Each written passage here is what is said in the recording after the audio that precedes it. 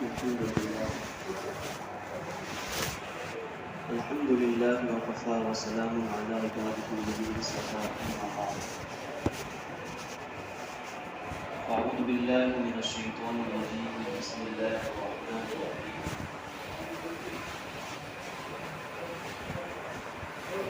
من يطع الرسول فقد أطاع الله وقال تعالى قل إن كنتم تحبون الله فاتبعوني يحببكم الله ويغفر لكم ذنوبكم قال النبي صلى الله عليه وسلم من تمسك بسنتي عند فساد أمتي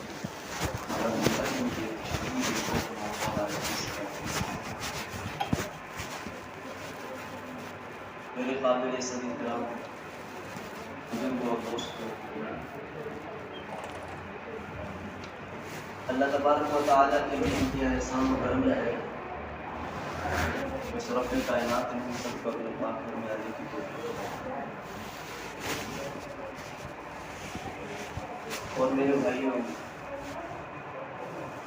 اللہ تبارک و تعالیٰ نے جو اس انسان کو اس دار فانی میں بھیجا ہے،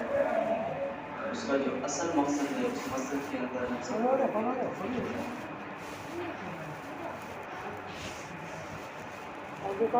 بزرگوں، جب سے اللہ تبارک و تعالیٰ نے آسمان کو چھت، زمین کو بچھونا اور اس کے درمیانی نظام کو چلایا ہے، اس وقت سے یہ نسل انسانی چلی آ رہی ہے۔ اس وقت سے انسان اس دنیا کے اندر بس رہا ہے، اور انسان بستا ہے کہ اس کے شروعاتی دن 10 مہینے کے ہوتے ہیں، کچھ صبح اور کچھ شامیں گزرتی ہے کہ جوانی کے دنوں میں ڈھل جاتا ہے، پھر کچھ ایام کے بعد میں جوانی نکل کر کے بڑھاپے کی طرف سے دھکیل دیا جاتا ہے، اور پھر آخر اس کا وقت جب متعین اور مقرر وقت پورا ہو جاتا ہے تو اس کو سفید کپڑے میں لٹا کر پھر آخر دوبارہ اس کو مٹی کے حوالے کر لیا جاتا ہے۔ یہ میرے بھائیوں ایک اس دنیا کی رسم ہے کہ اس طرح کیا جا رہا ہے، جب سے اس دنیا بنی ہے، جب سے اس طرح کا معاملہ کیا جا رہا ہے۔ تو اب آخر دیکھنا یہ ہے کہ جب سے انسان کو سفید کپڑے میں لٹا کر کے مٹی کے اندر دفن کر دیا جاتا ہے تو کیا اب اس انسان کا قصہ ختم ہو گیا ہے؟ کیا اب یہ انسان اس دنیا میں آیا تھا، اس نے جو کام کرنا تھا وہ کر لیا، اپنی مستیاں موجیں جو کرنی تھی وہ کر لیے، جس طرح جوانی گزارنی تھی وہ گزار دی؟ اگر مالدار آدمی تھا، اگر صاحب ثروت تھا تو اس کی زندگی تو اچھی گزری، اور اگر بیچارہ کوئی فقیر تھا تو سوکھی پھوکی کھا کر کے پھٹے پرانے کپڑے پہن کر کے اپنی زندگی کا وقت پورا کر لیا، اب وہ مٹی کے حوالے ہو گئی۔ کیا بس اتنا ہی بس نہیں کہ اس دنیا کے اندر آنے کا مقصد ہے؟ نہیں میرے بھائی، اتنا مقصد نہیں کہ اب انسان کو جب اس سفید کپڑے میں لٹا دیا گیا ہے تب اس کا قصہ ختم نہیں ہوا ہے، اصل قصہ اب شروع ہو رہا ہے اس کا۔ اب یہ نہیں ہے جب انسان بس ہو گیا، چلو مر گیا بھی، مرنا ہی ہے ایک دن سب کو، اب وہ چلا گیا، ایسا نہیں ہے۔ اللہ تبارک و تعالیٰ نے اس انسان کو اس دار فانی میں بھیجا اور فرمایا گیا کہ 14,000 جو مخلوقات، 18,000 جو مخلوقات ہیں،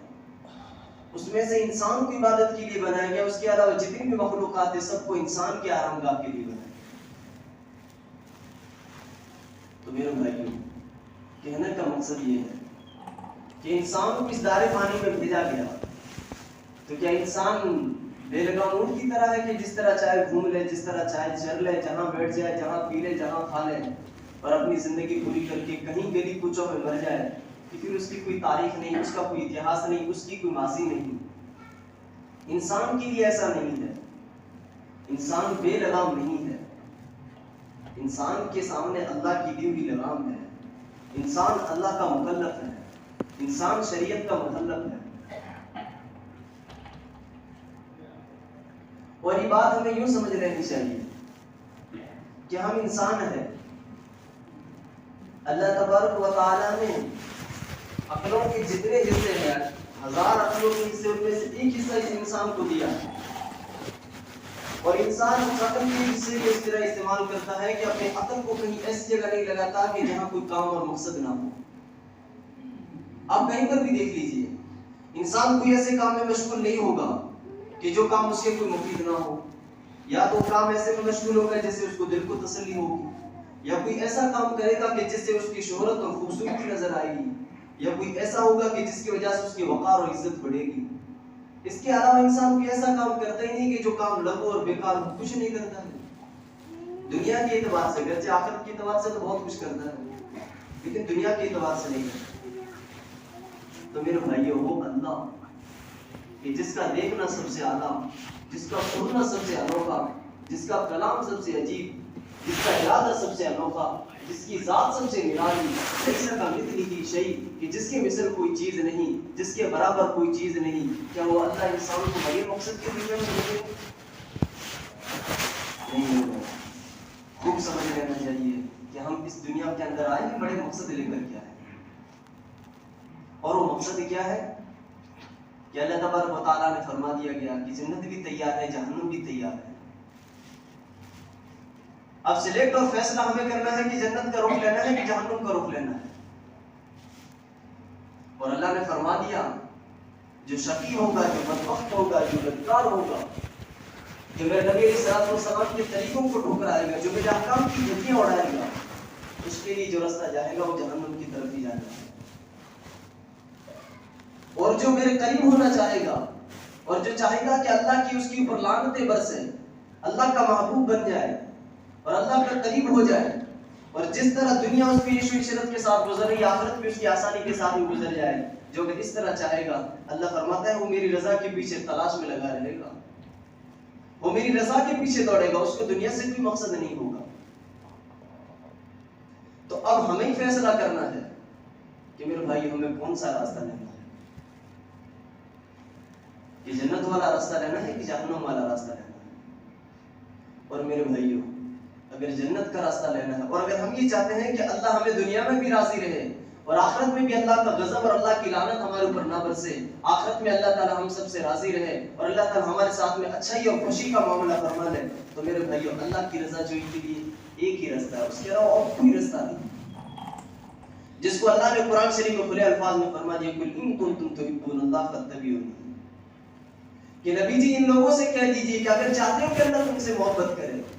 اگر چاہتے ہو کہ اللہ تمہارے اوپر نظر کرم رکھے، اگر چاہتے ہو کہ دنیا کے اندر تمہارے معاملات آسان ہو جائے، دنیا کے اندر تمہارا کاروبار آسان ہو جائے، دنیا کے اندر تمہارے دل خوش اور سکون سے رہیں اور موت کے وقت میں بھی تمہیں کوئی دقت نہ آئے، آخرت کے اندر بھی جنت کا پروانہ مل جائے، تو نبی جی اس کے علاوہ کوئی راستہ نہیں، بس یہ راستہ ہے کہ فاتبعونی، کہ تم نبی جی کہہ دو کہ میری اتباع اور فرما برداری کرو۔ ایک راستہ ہے، ہم ایسا نہیں ہے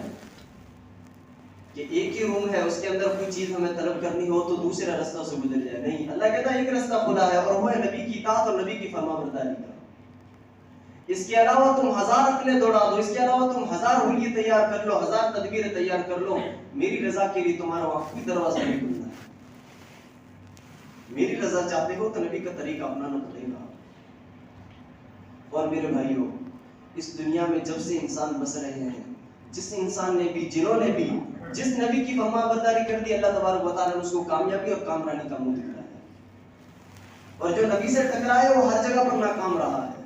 دنیا میں بھی اللہ نے ان کو ذلیل کر کے دکھلایا اور آخرت کی ذلت ان کے لیے ہمیشہ مقدر بن چکی ہے۔ حضرت نوح علیہ السلام کی کشتی میں وہی لوگ سوار ہوئے تھے جنہوں نے حضرت نوح علیہ السلام کی فرما برداری کی تھی، حضرت نوح علیہ السلام کی بات مانی تھی انہوں نے، باقی سب کو اللہ تبارک و تعالیٰ نے غرق کر دیا تھا پانی کے اندر، اور سب لوگ ایسا ہو گیا تھا کہ گویا کہ زمین کے اندر آئے نہیں تھے، انسان کا قصہ ہی ختم ہو گیا تھا۔ سیدنا موسیٰ علیہ السلام جس راستے سے گزرے تھے اس راستے سے پار وہی لوگ ہوتے جو حضرت موسیٰ علیہ السلام کی مان کر کے چلے تھے، اور فرعون کے لشکر نے جب نافرمانی کی، اللہ تبارک و تعالیٰ نے ان کو دنیا میں ذلیل و خوار کیا۔ کامیاب ہوئی شخص ہوئے دنیا کے اندر جو حضرت موسیٰ علیہ السلام کی فرما برداری اور اتباع کے پیچھے چلتے رہے۔ اور میرے بھائیوں، آقا دو جہاں سرور کونین صلی اللہ علیہ وسلم کا کیا کہنا کہ جن کی میرے نبی نے جس کی میری اتباع کی ہے، اس کے تو قرآن بھر گیا اللہ سے، اللہ نے ان کی تعریفات سے تو قرآن بھر دیا، ان کا عزت اور شہرت کیا کہنا کہ صحابہ جب اللہ کے نبی علیہ السلام کے پیچھے ہوئے، اللہ کے نبی علیہ السلام کے پیچھے ایک ایک قدم کے مطابق چلتے رہے، انہوں نے اپنی زندگی کی کامیابی اور کامرانی نبی کے نقشے کو سمجھا۔ اللہ تعالیٰ نے جگہ جگہ صحابہ کی کامیابی کے اعلان لگا دیے۔ ایک جگہ فرمایا گیا رضی اللہ تعالیٰ عنہ ورضوا عنہ کہ میں صحابہ میں تم سے راضی ہو گئے، تم مجھ سے راضی ہو گئے۔ اور جگہ جگہ کہا گیا صحابہ کو اولئک الفائزون، اولئک الراشدون، اولئک المفلحون، یہ وہ لوگ ہیں جو کامیاب ہو چکے ہیں، یہ وہ لوگ ہیں جو ہدایت پا چکے ہیں، یہ وہ لوگ چکے ہیں جو اپنے مستقبل کے اندر اچھا کام کر چکے ہیں۔ یہ صحابہ کی تعریف، جنہوں نے نبی علیہ السلام کی فرما برداری کی، جنہوں نے نبی علیہ السلام کی زندگی کو اپنی زندگی کا مشن اور اپنی زندگی کا مقصد سمجھا۔ اور میرے بھائیوں، اگر ہماری زندگی نبی علیہ السلام کی زندگی کے مطابق نہیں ہوگی تو نبی علیہ السلام کے دور ہی کے اندر صحابہ کے علاوہ ابو جہل بھی موجود تھا، عتبہ بھی موجود تھا، لیکن انہوں نے نبی کی قدر نہ سمجھی،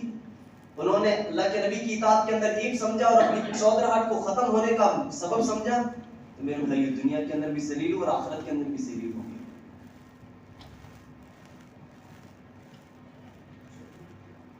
اس لیے میرے بزرگوں، ہمیں اس دنیا کے اندر رہتے ہوئے نبی علیہ السلام کی زندگی کے مطابق اپنی زندگی کو ڈھالنا ہے۔ آج ہی سے عزم کر لیجئے، اس کے بھائیوں میرے بھائیوں، اس کے بغیر نہ اللہ کو منہ دکھانے کے قابل ہیں، نہ نبی کو منہ دکھانے کے قابل ہیں۔ ہاں، یہ اتنے بڑے بڑے صحابہ جن کے بارے میں قرآن بول رہا ہے، اتنا آسانی سے تھوڑی نہ بولتا ہے اللہ کا کلام،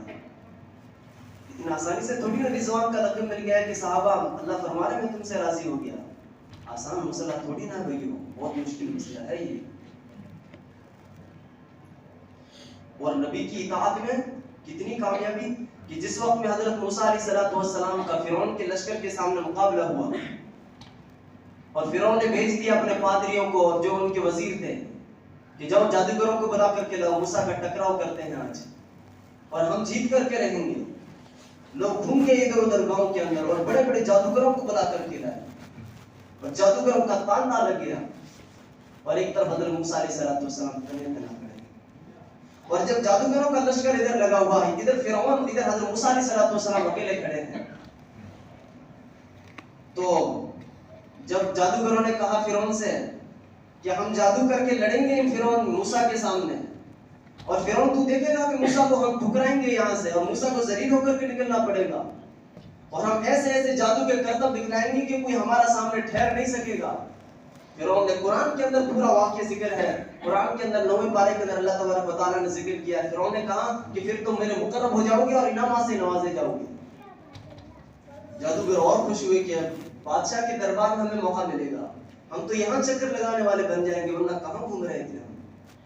آخرکار جب مقابلہ ہوا، جب پوری بات تیار ہوگی، مجمع کھچا کھچ بھر گیا، تو جادوگروں نے کہا کہ موسیٰ تم ڈالے ہو یا ہم ڈالیں؟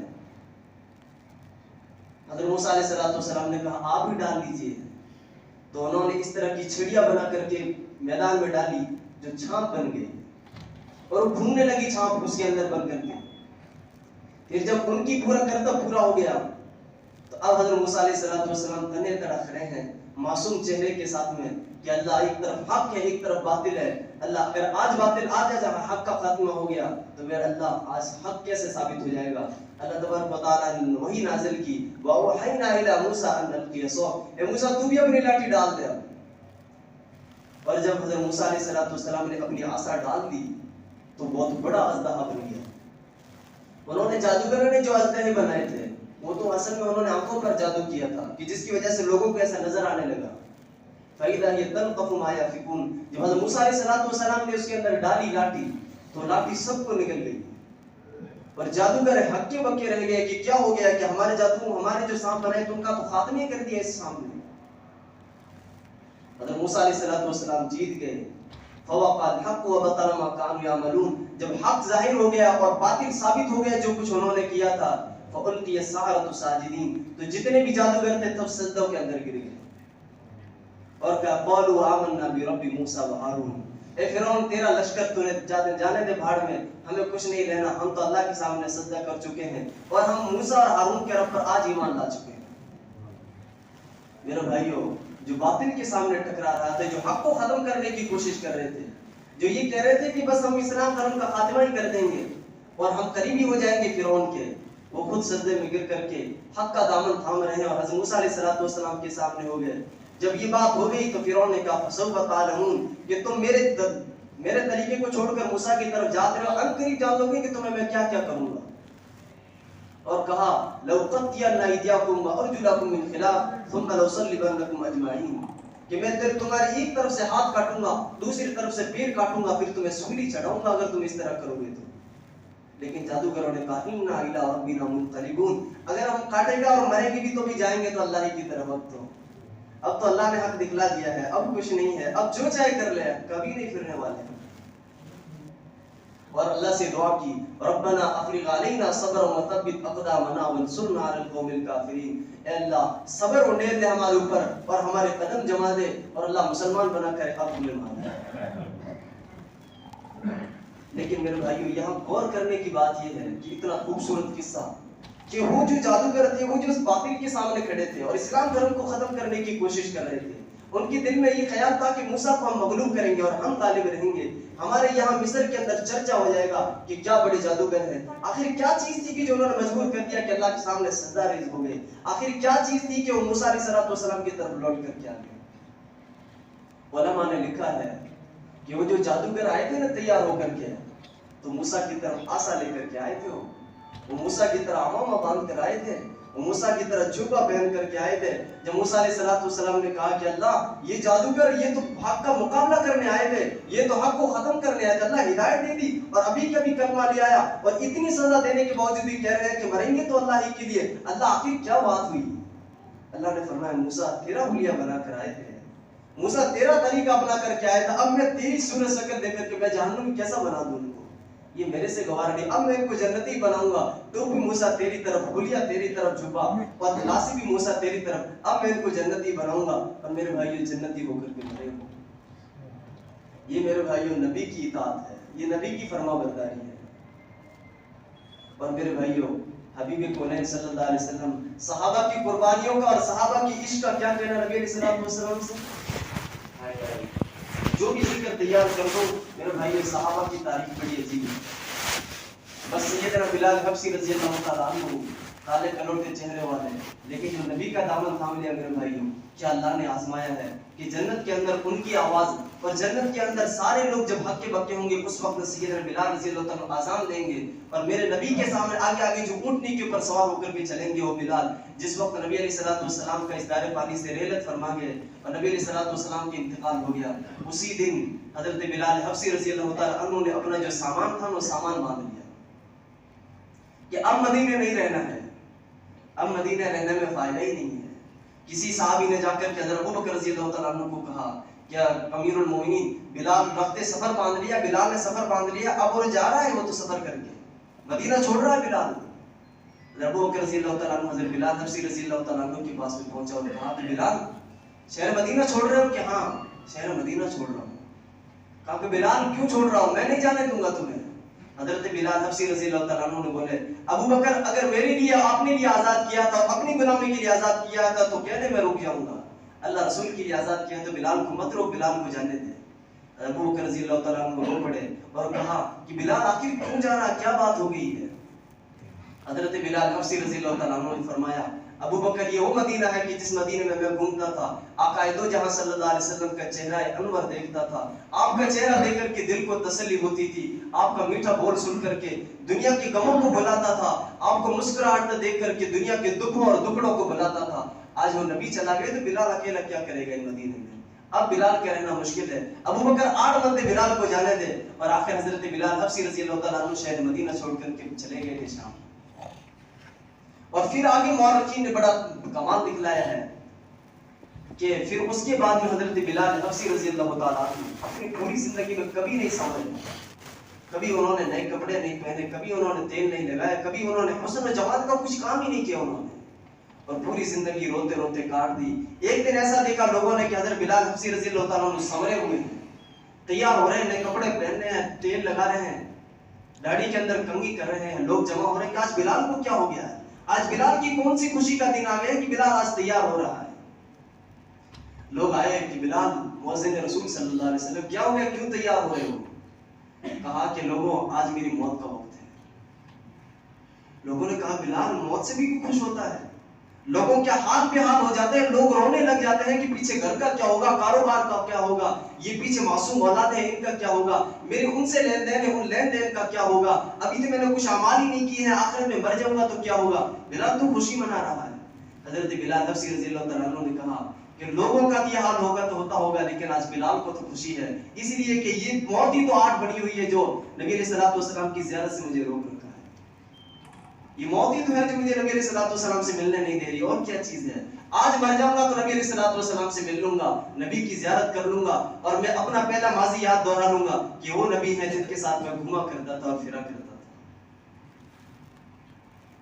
میرے بھائیوں، جب نبی کی اطاعت ہوگی ہماری زندگیوں کے اندر، نبی کی فرما برداری ہوگی ہماری زندگیوں کے اندر، ہماری زندگی کی ایک ایک لمحہ نبی علیہ الصلوۃ والسلام کی فرما برداری اور اطاعت کے مطابق کٹیں گے، تو میرے بھائیوں موت ہمارے لیے تحفہ بن کر کے آئے گا، موت ہمارے لیے اچھا پیغام بن کر کے آئے گی۔ اور میرے بھائیوں، اگر اس دنیا ہی کو سب کچھ سمجھ لیا اور دنیا کی آشائش و عائش، دنیا ہی کے آرام کے لیے ہم نے اپنی زندگی خراب کرنا شروع کر دی، تو میرے بھائیوں موت ہمارے لیے دردناک عذاب بن کر کے آئے گی۔ حدیث پاک میں آتا ہے کہ جب کسی نیک انسان کو موت آتی ہے تو ایک فرشتہ آتا ہے، اس کے ساتھ میں 4 فرشتے اور آتے ہیں، اور وہ نیک انسان کے پاس میں آ کر کے اس کو دباتے ہیں اور اس کو آ کر کے بہلاتے ہیں اور کہتے ہیں یا ایتھا النفس الحمیدہ کانت فی الجسد الحمید، ایک مقدس اور پاک روح جو مقدس اور پاک جسم کے اندر تھی، اخرجی اب باہر آ جائے۔ اور وہ جو 4 فرشتے آتے ہیں ساتھ میں، ایک ایک فرشتے اس کو کہتا ہے کہ خوف مت کرنا، ڈرنا مت کہ میری موت آ رہی ہے، یہ سارے کاروبار والے پیچھے مل جائیں گے، پوری برادری والے کو ہم ملا دیں گے، اللہ تم سے راضی ہوگا، جنت کی اوپر سے پروانے ملیں گے، ہمیشہ کی خوشیاں ملے گی، خوف مت کرنا۔ اس کو بہلا کر کے اس کے ساتھ میں لے جاتے ہیں اور پھر پہلے آسمان تک پہنچتے ہیں۔ اس کے بعد میں جب ان کے یہاں دستک دی جاتی ہے، پہلے آسمان والا پوچھتا ہے کہ کس کو لے کر کے آئے ہو، کہ فلاں بیٹے کو، فلاں کے فلاں بیٹے کو لے کر کے آئے ہیں۔ تو وہ دروازے والا کہتا ہے، فرشتہ کہتا ہے یہ تو بڑا مقدس انسان تھا، یہ تو انسان تھا کہ جس کی انسان کی زندگی میں اللہ کے نبی کی اطاعت، اللہ کے احکام، نبی علیہ الصلوۃ والسلام کے ایک ایک طریقے ان کی زندگی میں بھرا ہوا تھا۔ ان کے لیے دروازہ کھلے گا اور لا یفتح لهم الابواب السماء ولا يدخلون الجنة حتى يلج الجمل، اور اس کے لیے آسمان کے دروازے کھول دیے جاتے ہیں اور جنت کے دروازے کھول دیے جاتے ہیں اور ہمیشہ کے آرام کا پروانہ دے دیا جاتا ہے۔ اور میرے بھائیوں، جو اللہ کے نبی کی نافرمانی کرتا ہے، اپنی زندگی کو نبی کی زندگی کی مشابہت اختیار نہیں کرتا، اپنی زندگی کے اندر وہ ایسی زندگی گزارتا ہے جیسے دل چاہتا ہے، ایسی زندگی گزارتا ہے جیسے ہمارے یہاں کا کسٹم اور کلچر گزار رہا ہے، تو پھر جو 4 ساتھ میں فرشتے آتے ہیں، اس کی نس جو ہوتی ہے ایک ایک رگ کے اندر پھنسی ہوئی ہوتی ہے اور وہاں سے کوڑے مار مار کر کے نکالتے ہیں، اور وہ فرشتہ اس کو کہتا ہے، جو مردہ ہوتا ہے اس کو کہتا ہے یا ایتھا النفس الخبیث یا ایتھا النفس الخبیثہ کانت فی الجسد الخبیثہ، اے بدبخت روح جو بدبخت جسم کے اندر تھی، تو نے اس دنیا کے اندر کبھی اللہ کو نہ منانا چاہا، تو نے اس دنیا کے اندر کبھی نبی کی اطاعت کو نہ چاہا، تو نے اس دنیا کے اندر جو چاہا وہ کرا، اخرجی آج نکل اور ہم تمہیں چکھائیں کہ اللہ کا اور دردناک عذاب کس طرح ہوتا ہے۔ اس کی روح کو لے کر کے پہلے آسمان تک لے جایا جاتا ہے۔ جب آسمان والے فرشتے سے کہا جاتا ہے کہ دروازہ کھولو، تو فرشتہ کہتا ہے کہ کون ہے؟ تو کہا کہ فلاں کا فلاں بیٹا ہے۔ کہا یہ تو بہت بڑا بدبخت تھا، یہ تو وہ انسان ہے کہ جس نے اپنی زندگی کے اندر وہ کیا جو اس نے دل نے کہا، یہ تو وہ انسان ہے جس نے اپنی دنیا کے اندر حرام مال کھایا، غیبتیں کی، لوگوں کے اوپر ظلم کیے، مسجد سے دور رہا، اللہ کی رحمت سے دور رہا، اس کے لیے آج دروازہ نہیں کھولا جائے گا۔ پھر میرے بھائیوں، اس کی روح کو زمین کے سب سے نیچے والے تہہ کے اندر جو اللہ کا ایک ٹھکانہ ہے، جہنم کا ٹھکانہ ہے، وہاں ڈال دی جاتی ہے اور ہمیشہ کے لیے اس کے لیے عذاب تیار ہو جاتا ہے۔ پھر وہاں وہ روح بڑی بڑی موت کا انتظار کرتی ہے، موت کا کیا، قیامت کا انتظار کرتی ہے کہ کب قیامت آئے گی، ہم یہاں سے نکالے جائیں گے۔ یہ میرے بھائیوں موت کا پیغام ہوتا ہے۔ اگر اچھے بن کر کے میرے بھائیوں مریں گے تو موت پیغام بن کر کے آئے گی، اور میرے بھائیوں اگر زندگی ایسے ہی گزار دی تو میرے بھائیوں موت ہمارے لیے دردناک عذاب بن کر کے آئے گی۔ اس لیے میرے بھائیوں ہمیں اپنی زندگی کو صحیح کنٹرول کرنا ہے،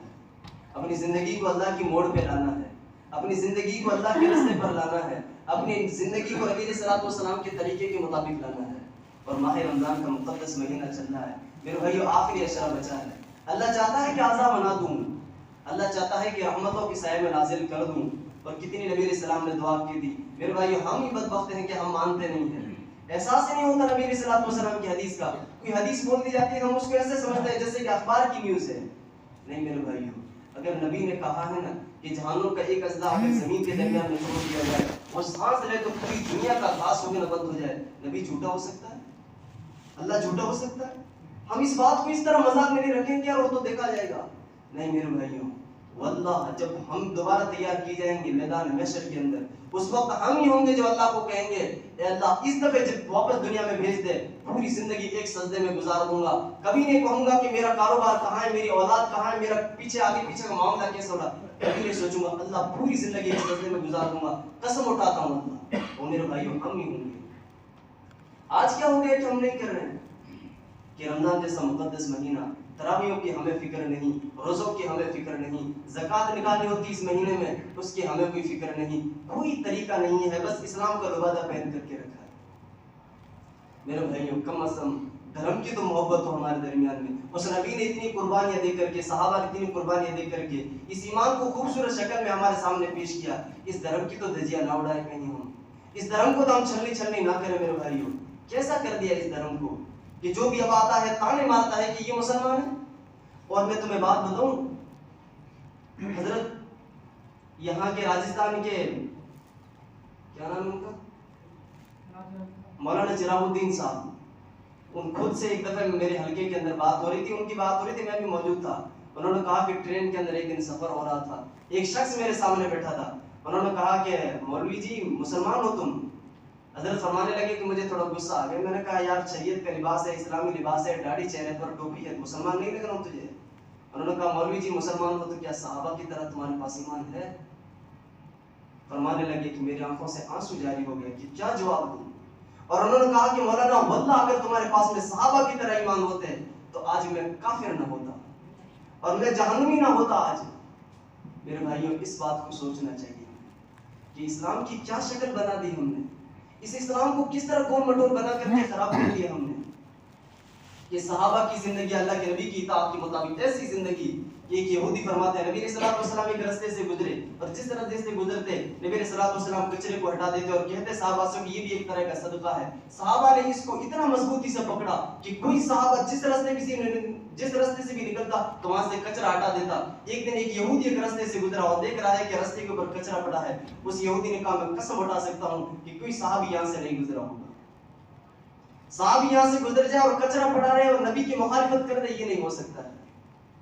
اور میرے بھائیوں اس زمانے میں کچرے بکھیرنے والے ہیں مسلمان۔ یہ کیوں آ رہی ہے مصیبت ہے؟ مسلمان در در کی ٹھوکریں کیوں کھا رہے ہیں؟ مسلمان سب کے سامنے ذلیل کیوں ہو رہے ہیں کہ مسلمان کی کوئی وقت کوئی قدر ہی نہیں ہے؟ اللہ کے میرے بھائیوں قریب بنتے تو اللہ ہمیں اس طرح ذلیل کرتا؟ اللہ کے اگر ہم قریب ہوتے تو اللہ ہمیں اس طرح کرتے؟ نبی کی امت کو اور بھی،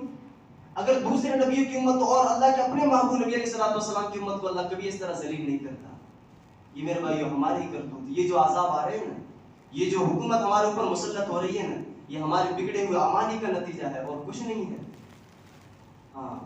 جب تک اس کو نہیں سدھار لیں گے اور سمجھتے رہیں گے کہ وقت کے ولی موجود ہے، ولیوں کی دعائیں نہیں چلے گی، اب علماء فرماتے ہیں اب وقت کی ولیوں کی دعائیں نہیں چلے گی، جب تک پورا معاشرہ ایک لائن کے اندر آ کر کے کھڑا نہیں ہوگا اس وقت تک کچھ نہیں ہوگا۔ دعاؤں سے کام نہیں چلے گا میرے بھائیوں، زندگی بدلنی پڑے گی۔ اس لیے میرے بھائیوں نبی کی زندگی کو جو ہم نے گھروں سے نکال رکھا ہے، اپنی شریعت سے نکال رکھا ہے، اپنے جسم سے نکال رکھا ہے، اپنے کپڑوں سے نکال رکھا ہے، اپنے کاروبار سے نکال رکھا ہے، اپنی بازار اور دکانوں سے جو نکال رکھا ہے اس نبی کے طریقے کو، اس کو میرے بھائیوں واپس لانا ہوگا۔ اس نبی کے طریقے کے مطابق ہمیں زندگی واپس کاٹنی ہوگی۔ اس لیے میرے بھائیوں سب تیار ہیں، سب کوشش کریں انشاءاللہ، کام ہمیں وہی کرنا ہے جو آقا جہاں صلی اللہ علیہ وسلم نے کیا، اس کے علاوہ کوئی کام نہیں کرنا ہے۔ میرے بھائیوں 70 سال کی زندگی میں کن کن کو خوش کرو گے، کیسے کیسے کلچر کو خوش کرو گے، کس کو ہی نہیں خوش کر سکتے ہیں اور کوئی خوش ہونے والا نہیں ہے۔ زندگی کا ایام اسی طرح کٹ جائیں گے، آج جوانی ہے تو کل بڑھاپا ہے، کل بڑھاپا ہے تو پرسوں قبر کے اندر دھکیلے جائیں گے۔ اس لیے میرے بھائیوں سب کوشش کریں۔ ایک شاعر نے یوں کہا ہے کہ دونوں جہاں کی کامیابی گر تجھے درکار ہے، تھام لے دامن ان کا جن کا محمد نام ہے۔ میرے بھائیوں محمد ہی کا نام دامن تھامنے میں کامیابی ہے، اس کے علاوہ کوئی کامیابی نہیں ہے۔ اس لیے میرے بھائیوں آخری اشرہ چل رہا ہے، اب تو تیار ہو جائیں اللہ کے لیے اور اپنی مغفرت کروائیں اللہ کے سامنے رضا جوئی کے اسباب کھولیے، اللہ کے سامنے مانگیے امت کس طرح پریشان حال ہے، امت کے کس طرح ہیں. اور میرے بھائیو اللہ کے گھر اکھیڑے جانے لگے. اب بھی اگر ہم نہیں جاگیں گے تو کب جاگیں گے؟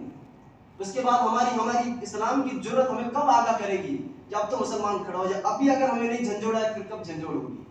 کہ اللہ کے گھروں کے اندر بلڈوزر چلائے جائیں؟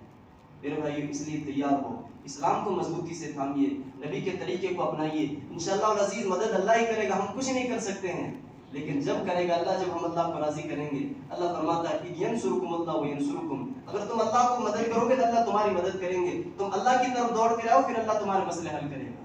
ایسے میرے بھائیوں گھر سے بیٹھے مسئلے حل نہیں ہوں گے، اس لیے پوری زندگی اللہ کے قریب لائیے. آخری عشرہ چل رہا ہے، ایک بھی روزہ ہمارا قضا نہ ہو. آخری عشرے کے اندر یہاں کے احباب اعتکاف کے اندر بیٹھے ہیں، اللہ کیا منائیں، مستی کے ماحول کو صحیح کیجیے. ہمارے یہاں نوجوانوں کی زندگی ہے کس طرح سے، اس کی ہم کوشش کریں.